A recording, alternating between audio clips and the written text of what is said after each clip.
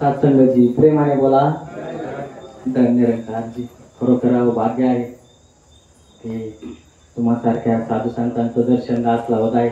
परमादरणीय बन उर्मिलाजी या सुद्धा राळेगण सिद्धीवरून या ठिकाणी उपस्थित आहे आणि सद्गुरूचा पावन संदेश घेऊन तुम्हा आम्हाला या ठिकाणी उपदेश करण्यासाठी सद्गुरूचा संदेश देण्यासाठी या ठिकाणी जी बहीण उपस्थित आहे.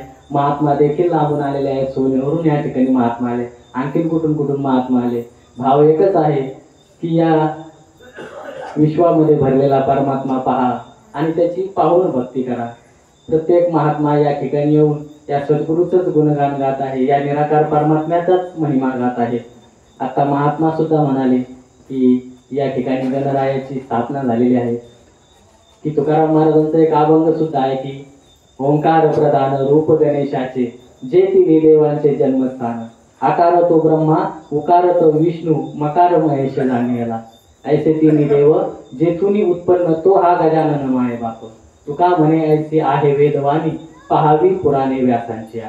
ही जी गणेशाचं रूप जे आहे ते साक्षात ओंकाराचंच स्वरूप आहे.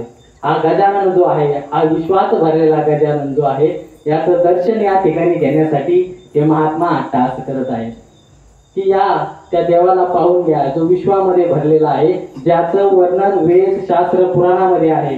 तुका म्हणे ऐसी आहे वेदवाणी पहावी पुराणे व्यासांची. आणि हे जर खरं वाटत नसेल तर या वेद शास्त्र पुराण वाचून बघा, अशी स्पष्ट ग्वाही तुकाराम महाराज देत आहे. हे महात्मा सुद्धा तेच सांगत आहेत की या सद्गुरूला शरण येऊन त्या परमात्म्याची ओळख करून घ्या.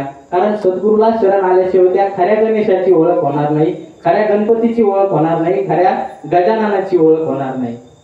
जो मज होय अनन्य शरण त्याचे निवारी मी जन्म मरण, या लागी शरणांगता शरण मीच येतो. की ज्ञानेश्वर माऊलीने श्रीकृष्णाच्या मुखात घातलेली ही गोवी की श्रीकृष्ण म्हणतात की जो मला अनन्य भावाने शरण येईल, जो मला सर्व भावाने शरण येईल, त्याचे जन्म मरण मी चुकवील. म्हणजे आपल्याला जन्म मरणाच्या फेऱ्यातून जर चुकायचं असेल, जन्म मरणाच्या फेऱ्यातून जर पलीकडे जायचं असेल, भवसागर तारून जायचं असेल तर सद्गुरूला आपल्याला शरण यावं लागेल. मग आता तुम्ही म्हणाल की आपल्याला काय मरण चुकणार आहे का, आपण तर जन्माला आलोय. मग जर सद्गुरूला शरण गेलो तर आपलं काय मरण चुकणार आहे का? मायबापांना आपलं मरण चुकणार नाही, पण आपला जन्म चुकणार आहे. आपण जन्माला आलेलो आहोत, आपल्याला मारायचं हे निश्चित आहे. परंतु सद्गुरूला शरण गेल्याच्या नंतर त्या विश्वात भरलेल्या परमात्म्याला पाहिल्याच्या नंतर पुन्हा जन्माला येण्याची आवश्यकता आपल्याला पडणार नाही, किंवा पुन्हा जन्माला आपण येणारच नाही. आणि निश्चितच जन्माला आलो नाही म्हणजे आपलं मरण चुकवलं जाणार आहे. म्हणून हे महात्मा आपल्याला तेच सांगत आहे की बाबांनो, जाणून घ्या त्या परमात्म्याची, खऱ्या परमात्म्याची ओळख करा, त्या ईश्वराला जाणून घ्या. आणि असा समर्थ सद्गुरू जीवनामध्ये अशा सद्गुरूला शरण जा की आता असंख्य सद्गुरू आहेत सातंजी की अगदी टीव्हीवरती आपण टीव्ही जरी लावला तरी चॅनल बदलला का सद्गुरू बदलतात. पण अशा या अवस्थेमध्ये, अशा पूर्ण या जगाच्या गर्दीमध्ये खरा सद्गुरू कोण आहे हे ओळखणं अत्यंत कठीण आहे.